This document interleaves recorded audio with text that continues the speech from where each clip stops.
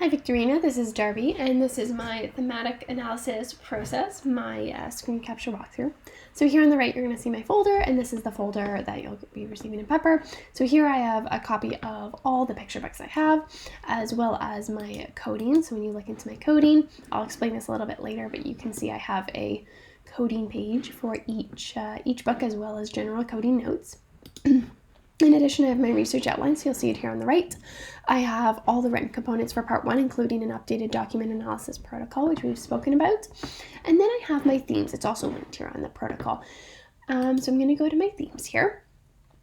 So my coding and categories weren't always on the same page. So you'll see that under my coding folder, they're each on a separate one. And this is because instead of having just 3 simple interviews, I had 9 different books. So to put that all on the same document would have been really confusing and really difficult to manage from an organizational perspective. So instead I had multiple screens up, and I had all the different ones out so I could kind of work on them all at once and kind of see them all. So that really helped. In addition, I used this chart because I separated up by the different questions to ensure I was covering each question.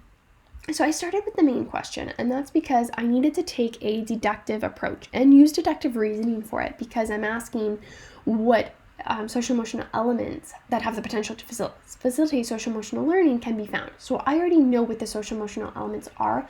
I'm trying to figure out what's in them. So about my first 2 to 3 rounds of coding, I very much just focused on this, and I used that deductive reasoning. And then I was looking at the sub-question 1, which was what are the most common social emotional elements. I wasn't using the answer directly from the coding sheets. I was using the coding sheets to code the main question, and then through this, I was seeing what was most common, which was found up here. And then I used more of that inductive approach for my sub-question 2 and sub-question 3. So this in more of my 3 to 5 rounds of coding, because I did so many, that's where I very much found my sub-question 2 and sub-question 3. So that really aids to what my approach was when I was doing my coding, and kind of doing that deductive component first and then doing the inductive component second, and that really helped me focus in on what specifically I was looking for. So my first round of coding, my page was only like half full in terms of codes, and then I went back and filled it in with more than before I did. So that was those 5 rounds of coding before I went into my categorizing. Now once I started categorizing, I started adding them in here. So when I started categorizing, I would just, I had a lot of different ones here, but I'd start putting in the different categories and seeing what fit and what went together. And then that's how I started creating my themes. So the theme example I'm going to go over is a social emotional learning element present is social skills, demonstrated through recognition of others' emotions in pictures and implicit emotions described.